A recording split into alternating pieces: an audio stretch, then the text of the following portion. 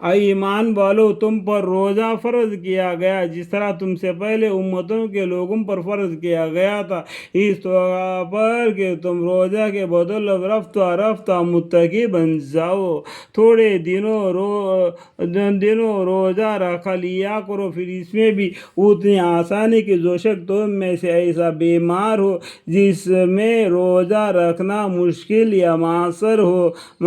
ہو یا شرعی سفر میں ہو تو دوسرے ایام کا شمار کر کے ان میں روزہ رکھنا اس پر واجب ہے۔ اور جو لوگ روزے کا طاقت رکھتے ہو ان کے ذمہ فدیہ ہے کہ وہ ایک غریب کا کھانا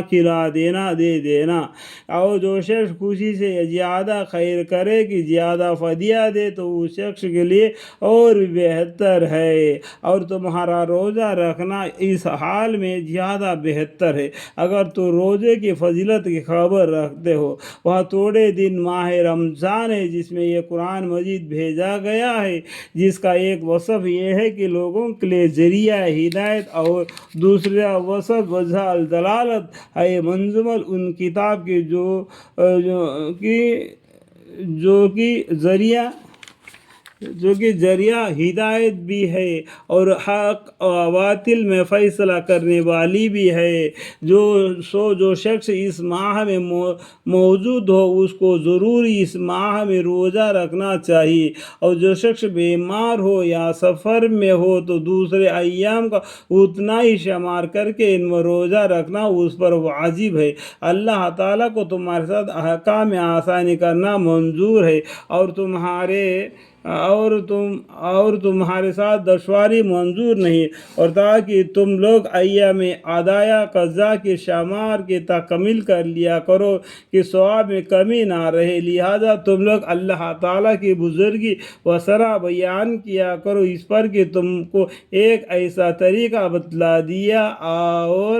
تاکہ تم لوگ اس نعمت آسانی پر اللہ کا شکر ادا کیا کرو۔ اور جب آپ سے میرے بندے میرے متعلق دریافت کرے تو قریب ہی ہوں، منظور کر لیتا ہوں ہر عرض و درخواست کرنے والے کی، جبکہ وہ میرے حضور میں درخواست دے سو ان کو چاہیے کہ میرے احکام کو قبول کیا کرے اور مجھ پر یقین رکھے۔ امید ہے کہ وہ لوگ شدہ فلاح حاصل کر سکیں گے۔ تم لوگوں کے واسطے روزے کے شب میں اپنی بیویوں سے مشغول ہونا حلال کر دیا گیا، کیونکہ وہ تمہارے بجائے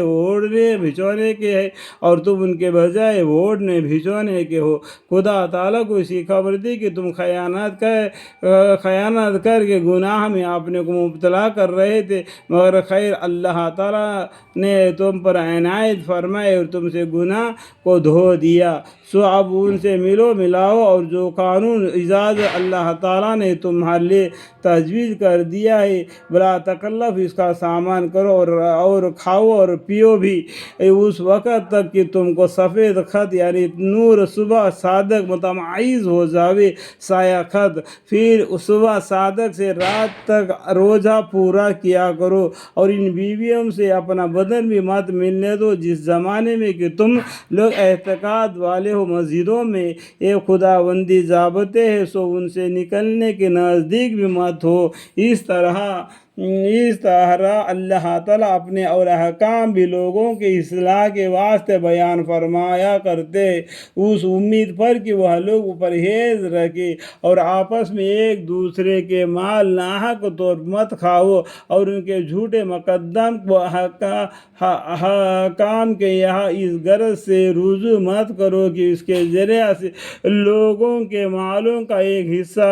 بطریقہ گناہ یعنی ظلم کے کھا جاؤ، اور تم کو اپنے جھوٹ